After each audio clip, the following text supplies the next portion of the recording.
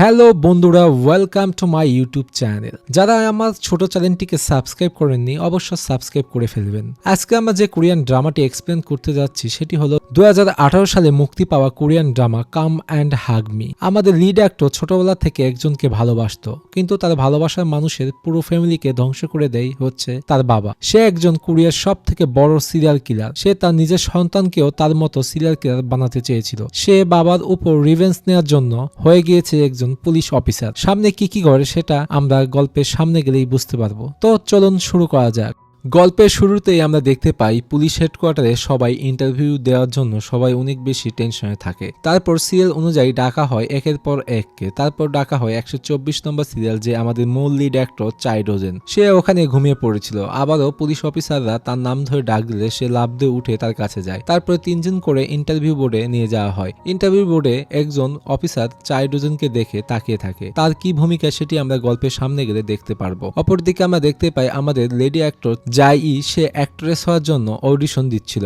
সেখানে সে অনেক ইমোশনাল ভাবে একটা অভিনয় করিয়ে দেখায়। সেটা দেখার পর সেখানে থাকা জাজরা বলে, সব অ্যাক্টররা কি একই মতো কাজ করে নাকি? কোনো কিছু করতে বললে একই রকম অভিনয় করে দেখায়। উল্টো রেগে তাকে বলে, তোমার অভিনয় কারোই পছন্দ হবে না। তারপর তাকে চলে যেতে বললে জাহি তখন সবার কাছে রিকোয়েস্ট করতে থাকে আরেকটি বার সুযোগ দেওয়ার কথা বলে। এপাশে পুলিশের চাকরির জন্য ইন্টারভিউ দিচ্ছে চাই ডোজেন। অফিসাররা তাকে প্রশ্ন করে, তুমি কেন পড়াশোনা শেষ করনি? সে বলে, আমার ফ্যামিলি পড়াশোনা খরচ চালাতে পারতেছিল না, যার কারণে আমাকে পড়াশোনা অফ করতে হয়েছে। অপরদিকে জাইকে জাজ আবার তাকে একটা স্ক্রিপ্ট দেয় অভিনয় করার জন্য। তারপর সেই স্ক্রিপ্ট পড়তে গেলে সেখানে লেখা ছিল একটা সিরিয়াল কিলারের উপর স্ক্রিপ্ট, যেটা পড়া মাত্র তার অতীতের কিছু দুর্ঘটনার সিন সেখানে ভেসে ওঠে। তারপর তার হাত ও মাথা থেকে ঘাম ঝরতে থাকে। সে আর কোনোভাবেই পড়তে পারে না। ভয়ে সে কাঁপতে থাকে। জাজদা এসব দেখে অবাক হয়ে যায়। অনেক চেষ্টা করেও সে পড়তে পারতেছিল না। এপাশে অফিসার চাই ডোজেনকে প্রশ্ন করে, তুমি তোমার লাইফে কাকে সব থেকে বেশি সম্মান করো? সে বলে, সেই সব মানুষকে আমি সম্মান করি যারা সার্ভাইভ করতেছে। অফিসার তাকে বলে, তুমি তোমার ফর্মের মধ্যে লিখেছো সকল ভিকটিমদের তুমি সহযোগিতা করতে চাও ও ক্রিমিনালের মনে ভয় ঢুকিয়ে দিতে চাও। সে বলে, এইসব করলে আমার মন অনেক বেশি শান্ত থাকবে। সেখানে থাকা অন্য অফিসার তাকে প্রশ্ন করে, তোমার সাথে পুলিশ রিলেটেড কোনো অ্যাক্সিডেন্ট হয়েছে কিনা আমাকে বলো। চাই ডোজেন বলে, হ্যাঁ হয়েছে। তারপর আমরা অতীতে দেখতে পাই পুলিশ অফিসার তাকে প্রশ্ন করতেছে যে ক্রিমিনাল ভেগে গিয়েছে, তাকে কি তুমি চেহারা দেখেছো? চাই ডোজেন অনেক কান্না করে বলে, আমি তার চেহারা দেখতে পাই নাই, কিন্তু আমি ভালো করে জানি সে ক্রিমিনাল কে হতে পারে, আর আমি জানি তার কাছে কি হাতিয়ার আছে। এর আগেও আমি তাকে দেখেছি। অন্য অফিসার বলে, তুমি কোথায় দেখেছো? চাই ডোজেন বলে, আমার বাসায়। আমার বাবাই সেই ক্রিমিনাল, সে ভেগে চলে গিয়েছে। অফিসাররা তার কথা শুনে অবাক হয়ে যায় আর সে অনেক কান্না করতে থাকে। বর্তমান সময়ে ইন্টারভিউ বোর্ডে অফিসারকে বলে, সেদিন স্টেশনে আপনার সাথে দেখা করেছিলাম, আপনি সেই ক্রিমিনালের তথ্য লিখেছিলেন আমার মাধ্যমে। যে সিরিয়াল কিলারের কথা আপনারা সবাই বলতেছেন ইয়ন হি জা, সে আমার আসল বাবা। তার মুখ থেকে এই কথা শোনার পর সবাই সেখানে থাকা অনেক বেশি আশ্চর্য হয়ে যায়। এ পাশে যাই অভিনয় রুম থেকে বের হয়ে চলে আসলে তার কাছে দৌড়ে চলে আসে একজন জাজ আর তাকে বলে, তোমার মায়ের নাম কি? জেই হি অন। এটা সত্য তাই না? তোমার মায়ের মতনই দেখতে তুমি, অবিকল। তুমি কি আমাকে চিনতে পেরেছো? তোমার মা যখন আগে অভিনয় করতো তখন আমি অ্যাসিস্ট্যান্ট ডাইরেক্টর ছিলাম। আরো তাকে বলে, তুমি যে অডিশন দিয়েছো সেটা কেউই অ্যাপ্রুভ করবে না, তাই আমি মনে করি আমার একটা ফ্রেন্ড ড্রামা শুট করতেছে, সেখানে তুমি গিয়ে অভিনয় করতে পারো। আমি তোমার মায়ের অনেক বড় ফ্যান ছিলাম, তাই তোমাকে এই সহযোগিতা করতেছি। আরো তাকে বলে, তোমার মা যদি মার্ডার না হতো তাহলে অবশ্যই অনেক বড় অ্যাক্টর তোমাকে বানিয়ে ফেলতো। তার কথা শুনে যাই সে অনেক বেশি ইমোশনাল হয়ে যায়। তারপর সেই ডাইরেক্টরের কাছে রিকোয়েস্ট করে সে ড্রামাতে কাজ করার জন্য, যেন সে সবকিছুই ভুলে সামনের দিকে যেতে পারে। অপরদিকে চাই ডোজেন ওয়াশরুমে সে ফ্রেশ হতে আসলে সেখানে অন্য পরীক্ষার্থীরা বলতে থাকে যে আমরা কখনো ভাবতে পারিনি যে সিরিয়াল কিলার ইয়ন হি জা তার সন্তান এই জায়গায় পরীক্ষা দিতে আসবে। তা আর সিরিয়াল কিলারের মতনই দেখতে তার ছেলের। সবাই তার বাবা ও তাকে নিয়ে অনেক উল্টোপাল্টা কথা বলতে থাকে। তারপর সে ওয়াশরুম থেকে বাইরে আসলে সবার কথা তখন বন্ধ হয়ে যায় আর সে একা সামনের দিকে হেঁটে যেতে থাকে। তারপর যারা তার ব্যাপার নিয়ে কথা বলতেছে তাদের কাছে সে যায় আর বলে, তোমরা হয়তো বা জানো না ইয়ন হি জা কোনো ভিকটিমকে মার্ডার করার আগে তাকে জোর করে গাড়িতে তুলে নিয়ে গিয়ে সে মার্ডার করে না। কোনো ভিকটিম স্বইচ্ছায় তার গাড়িতে উঠলে কখনোই সে মার্ডার করে না। এটা নিউজ রিপোর্টাররা ভুল নিউজ ছড়িয়ে দিয়েছে সব জায়গায়, কারণ নিউজ রিপোর্টাররা লিখেছে কোনো ভিকটিম গাড়িতে উঠলেই তাকে মার্ডার করে, যেটা সম্পূর্ণই মিথ্যা। তারপর সে তাদের তিনজনের কাছে সে বসে। তখন সে বলে, যদি তোমার সামনে কখনো এই কেস আসে তাহলে তুমি অবশ্যই সঠিক তথ্য খুঁজে বের করে সবাইকে দিবে, কিন্তু কখনোই মানুষের কথা শুনে তুমি ডিসিশন নিতে পারো না। তার কথা শুনে বাকি তিনজনই অনেক বেশি আশ্চর্য ও ভয় পেয়ে যায়। আমি এখানে কাজ করে সকল ভিকটিমদের ফ্যামিলির জন্য ভালো কাজ করে আমি আমার পাপ ধুলাই করতে এখানে এসেছি। তারপর সে ওখান থেকে উঠে চলে যায়। বাকিরা সবাই তার দিকে শুধু তাকিয়ে থাকে, কারণ সবাই জেনে যায় কোরিয়ার সব থেকে বড় সিরিয়াল কিলারের সন্তান সে পুলিশের চাকরির জন্য ইন্টারভিউ দিতে এসেছে। তারপর সে ওখান থেকে চলে যায়। এপাশে সে মেট্রো স্টেশনে এসে বসে থাকে মন খারাপ করে। তারপর সে টিভিতে দেখতে পায় একজন ইন্টারভিউ দিচ্ছে, তার বাবা সম্পর্কে ভালো ভালো কথা বলতেছে। এইসব কথা শুনে সে উঠে যেতে লাগলে সেই সময় টিভিতে অ্যাড দেখতে পায়। যাই তাকে দেখে সে অবাক চোখে তাকিয়ে থাকে, আর সে অনেক বেশি ইমোশনাল হয়ে যায় ও কান্না করতে থাকে। তারপর গল্প চলে যায় অতীতে। সেখানে আমরা দুইটা গাড়ি যেতে দেখি। রেস্টুরেন্টের বাইরে একজন মহিলা সেই গাড়িগুলো দেখে বলে এরা কারা। তারপর গাড়ি থেকে কুকুর ঘেউ করে উঠলে তার হাত থেকে পানির পটটি পড়ে গেলে পুরো শরীরটি পানিতে ভিজে যায়। তারপর গাড়িটা পিছন দিকে আসে, গাড়ি থেকে নামে যাই। ছোটবেলায় দেখতে সে এমনটা ছিল। তারপর তার কাছে সে ক্ষমা চায়। আমি জানি না আজকে আমার কুকুর কেন এরকম করতেছে। মহিলাটা বলে তোমার ক্ষমা চাওয়ার দরকার নেই, সে তো আসলে কুকুর, তাই তো ঘেউ ঘেউ করতেছিল।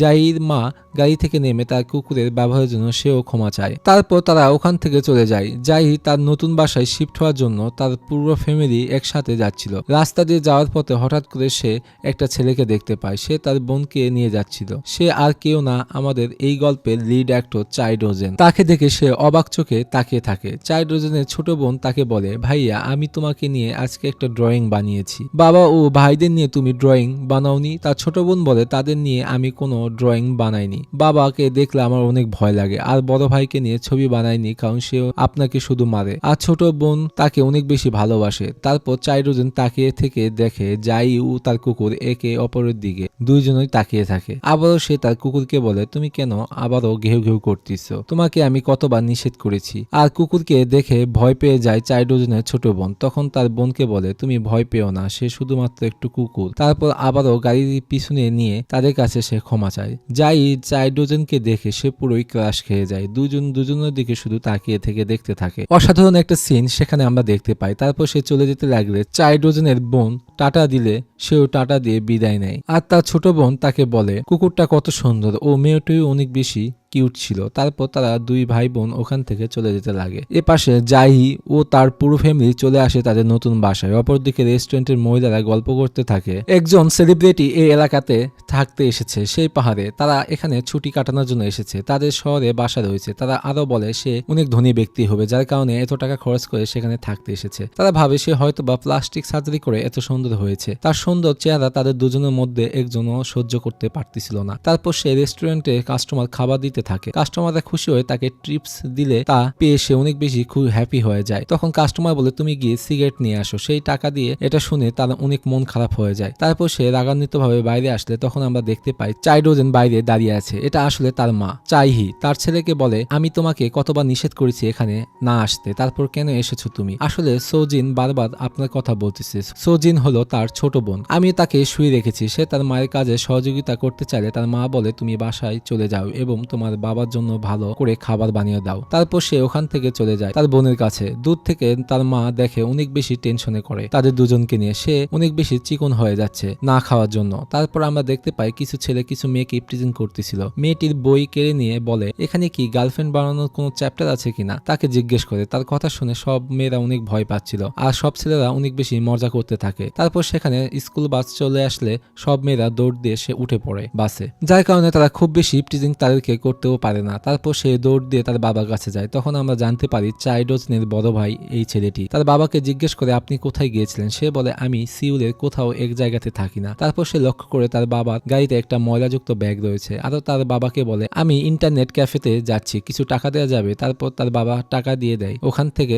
চলে যায়। তারপর আমরা দেখতে পাই ইয়ন হিজা একটা মহিলার বাড়িতে সে বেসিন ঠিক করে দিচ্ছে আর মহিলাটিকে এসে তাকে একটা জুস দেয়। জুস পেয়ে তাকে সে ধন্যবাদ দেয় তার কাজ করে দেওয়ার জন্য। তারপর সে মহিলাটিকে বলে আপনার বাসাটা অনেক শান্তশিষ্ট, এখানে কি আর কেউ থাকে না? মহিলাটি বলে আমার সন্তানরা সবাই শহরে থাকে, আমি আর আমার হাজবেন্ড আমরা দুইজন এখানে থাকি। এই এলাকায় অনেক বেশি শান্তি, তাই আমরা এখানেই বসবাস করি। তারপর সে বেসিন ঠিক হয়ে যাওয়ার কারণে তাকে পেমেন্ট করতে চাইলে ইয়ন হিজা লোয়ার হাতুন নিয়ে তার দিকে সে তাকিয়ে থাকে। মহিলাটি তখন অনেক বেশি ভয় পেয়ে যায়। তারপর সে মহিলাটির কাছে ক্ষমা চেয়ে বলে আমি কি আপনার অন্য কোনো কাজে সহযোগিতা সহযোগিতা করতে পারি। তারপর মহিলাটি পেমেন্ট করলে সে তার বাসা থেকে বের হয়ে আসে। তারপর সে মহিলাটির বাসার পিছনে রাস্তা দিয়ে যেতে থাকে। সামনে যেতে থাকলে একটা পুরাতন দরজা সামনে এসে দাঁড়ায়। পরের সিনে আমরা দেখতে পাই সে তার মিনি ট্রাক নিয়ে একটা বাড়ির সামনে চলে আসে। তারপর সে বাসার আন্ডারগ্রাউন্ড সিঁড়ি দিয়ে নামতে থাকে। তখন আমরা লক্ষ্য করি ব্যাগের মধ্যে রক্ত লেগে আছে। তারপর সে তার মালামাল কিছু গুছিয়ে রেখে তারপর সে নিজের বাসার ভিতর ঢুকে পড়ে। ছোট মেয়ে রুমে গেলে দেখে তার মেয়ে ড্রয়িং করতেছে আর তাকে বলে তোমার বাবা চলে এসেছে। এখন সোজিন তার বাবাকে দেখতে পেয়ে সে তার ড্রয়িংটি লুকিয়ে রাখে। এপাশে যাই তার বাবা মা ও সবাই মিলে নতুন বাসাটি তারা তাদের মতো করে সাজাচ্ছিল। তারপর তারা সবাই মিলে খাবার খেতে বসে। তার মা তাকে বলে তোমার ভাইয়ের খেয়াল সবসময় তোমাকেই রাখতে হবে, শুধু নিজের চিন্তা করলে হবে না। তার বাবা বলে এই বাসার মধ্যে একমাত্র তুমি একজন ব্যক্তি যে সবসময় দুষ্টামি করে থাকো, যার কারণে তোমাকে একটু বকাঝকা শুনতে হয়। তখন সে বলে আচ্ছা ঠিক আছে, তাহলে আমি আপনাকে খারাপ হয়ে দেখাবো। তারপর তার ভাইয়ের প্লেট থেকে খাবার নিয়ে সে খেয়ে ফেলে আর সবাই তখন হাসতে থাকে। আসলে তাদের পরিবারটা অনেক সুখী ও সুন্দর হয়ে থাকে। অপরদিকে খাবার খাচ্ছিল চাইডোজেন ও তার ফ্যামিলি। ইয়ন হিজা তার মেয়েকে জিজ্ঞেস করে তুমি কি স্কুলে ঠিকমতো পড়াশোনা করতেছো? সে মাথা নাড়ালে উল্টো রেগে তার বাবা বলে কোনো কিছু জিজ্ঞেস করলে উত্তর দেয়া শেখো। আসলে তার বাবাকে দেখে সে অনেক বেশি ভয় পেয়ে থাকে, যার কারণে সে উত্তর দিতে চায় না। চাইডোজেন তার বাবাকে বলে সে আজকে আমাদের ফ্যামিলি নিয়ে ড্রয়িং করেছে। ইয়ন হিজা তখন বলে এই জন্যই তুমি সেটি লুকিয়েছো, যাও এখনই সেটা নিয়ে আসো। সোজিন ভয়ে সে বলে আমি এখনো পুরো ড্রয়িংটি কমপ্লিট করিনি। চাইডোজেন তার বাবাকে বলে সে একটু লাজুক টাইপের, তাই আপনি এটা পরে ড্রয়িংটি দেখে নিন। তারপর সেখানে চলে আসে চাইডোজেনের বড় ভাই। তখন তার বাবা বলে তাকে খাবার দেওয়ার জন্য।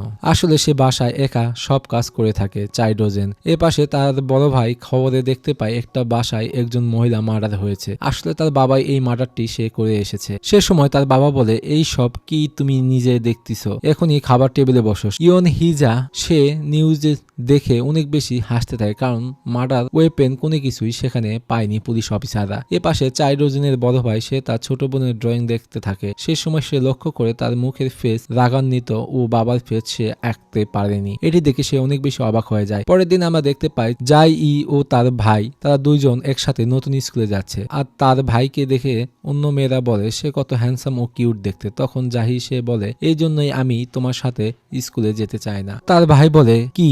তখন সে বলে আমি একা স্কুলে যেতে চাই, তোমার সাথে যেতে চাই না। তারপর সে ওখান থেকে নতুন স্কুলে যেতে থাকে। স্কুল গেটের সামনে আসলে সে ড্রেস না পরার কারণে তার টিচার তাকে বেড দিয়ে ধাক্কাতে থাকে। সেই সময় সে বলে স্যার আপনি যেটা করতেছেন সেটাকে সেক্সুয়াল অ্যাসল্ট বলে। তারপর সে তার হুডি খুলে ব্যাগের ভিতরে ঢুকিয়ে ফেলে। স্যার উল্টো রেগে অনেক বেশি বকাঝকা করতে থাকে, আরো তাকে বেশি করে ধাক্কাতে থাকে। সেই সময় তাকে বাঁচানোর জন্য চলে আসে তার সামনে চাইডোজেন। টিচারের বেদ ধরে রাখে, যার কারণে সে মারতে পারে না। টিচার অনেক বেশি রেগে যায় তার উপর। টিচার ওখান থেকে চলে গেলে একজন অপরজনকে শুধু তাকিয়ে থেকে দেখতে থাকে। যাই তখন তার মনে পড়ে যে প্রথম দিন রাস্তা দিয়ে যে ছেলেটিকে সে দেখেছিল সেটা এই ছেলেটি। তারপর তাদের টিচার শাস্তি হিসাবে গ্রাউন্ডে অনেকগুলো দৌড় দিতে বলে। দৌড়াতে দৌড়াতে অনেক বেশি টায়ার্ড হয়ে পড়ে চাইডোজেন তার কাছে এসে বলে তুমি কি ঠিক আছো? সে বলে তুমি আমার জন্য শাস্তি ভোগ করতেছো আর আমার জন্যই তুমি আস্তে আস্তে দৌড় দিচ্ছ। চাইডোজেন বলে তুমি গিয়ে রেস্ট করো, আমি তোমার বদলে সব দৌড়গুলো দিয়ে দিচ্ছি। সে স্যারকে ডাক দিতে গেলে তখন সে বলে তুমি আমার জন্য এমনি ফেসে গিয়েছো আর তোমাকে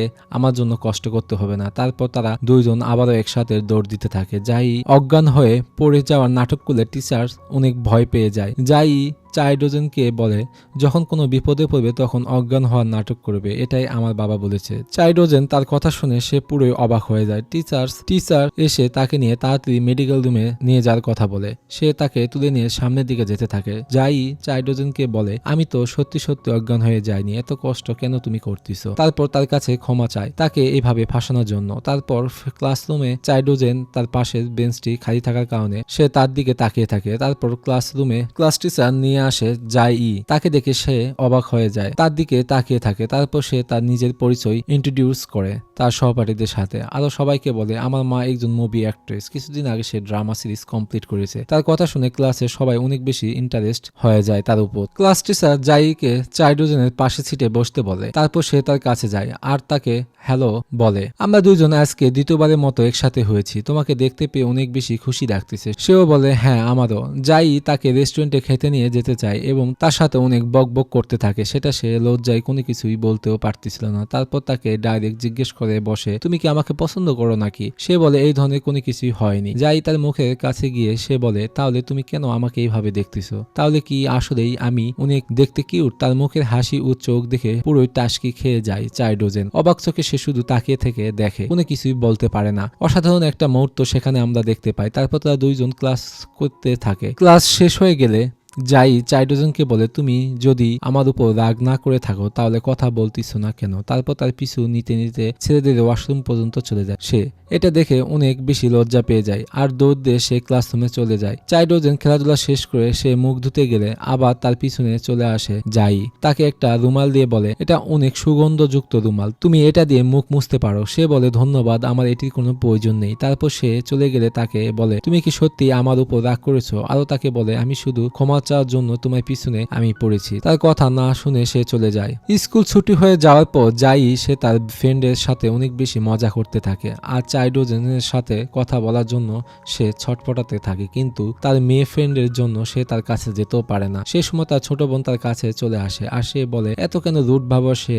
আমার সাথে করতেছে, সে তো হাসতেও ঠিক মতো পারে না। তারপর সে ওখান থেকে চলে গেলে চাইডোজেন সেও তার দিকে তাকিয়ে থাকে। তারপর আমরা দেখতে পাই বৃষ্টির মধ্যে গাড়ি চালিয়ে যাচ্ছে ইয়ন হিজা। তার মুড আজকে মোটেও ভালো থাকে না। তারপর তার মিনি ট্রাকের সামনে এসে পড়ে একটা কুকুর। তারপর সে ব্রেক মেরে তার দিকে তাকিয়ে থাকে। তারপর সে গাড়ি থেকে বের হয়ে কুকুরের সামনে আসে। তাকে দেখে কুকুর ঘেউ ঘেউ করতে থাকে। এ পাশে যাই বৃষ্টির মধ্যে তার ভাইকে খোঁজার জন্য বের হলে সে দেখতে পায় তার বাসার সামনে থেকে তার কুকুর লাকি সেখানে নেই। তারপর সে আশেপাশে খুঁজতে থাকে আর লাকি বলে চিৎকার দিয়ে বলতে থাকে, তুমি কোথায়? কিন্তু সে কোথাও খুঁজে পাচ্ছিল না লাকিকে। তারপর সে দেখতে পায় লাকি নামের নেমপ্লেট রাস্তার মধ্যে পড়ে আছে, সেটা একটা বাড়ির সামনে ছিল। তারপর সে সামনের দিকে যেতে থাকে। বাসার ভিতরে ঢুকলে সে ট্রাক দেখতে পায়, কিন্তু কোনো মানুষকেই দেখতে পায় না। তারপর সে ডাকতে থাকে বাসার ভিতর কেউ আছো কিনা, কিন্তু কেউ তার কথায় সাড়া দেয় না। তখন হঠাৎ করে সে তার কুকুরের আওয়াজ শুনতে পায় যে ঘেউ ঘেউ করতেছে। তখন সে আন্ডারগ্রাউন্ড রুমের দিকে যেতে থাকে। তারপর সে রুমের ভিতর অনেক ভয় নিয়ে সে ঢুকতে থাকে। গ্যারেজ রুমের উপরে দরজাটি খুলে সে ভিতরে সিঁড়ি দিয়ে নিচে নামতে থাকে। সেই সময় আমরা দেখতে পাই খাঁচার দরজাটি খোলার চেষ্টা করতেছে চাইডোজেন। তাকে দেখে সে অনেক বেশি অবাক হয়ে যায় আর সে সময় চলে আসে ইয়ন হিজা। যাইকে বলে, তুমি কে? তার ভয় শুনে সে পুরো চমকে যায়। আরো তাকে বলে, তুমি এখানে আসার সাহস কিভাবে পেলে? তার চেহারা দেখে সে অনেক বেশি ভয় পেয়ে যায় আর পিছনে সে যেতে থাকে। তারপর সে হঠাৎ করে ওখানে পড়ে যায়। সেই সময় চাইডোজেন হাতুড়ি নিয়ে তার বাবার দিকে সে তাকিয়ে থাকে। তারপর ঘটনাটি পরের এপিসোডে চলে যায়।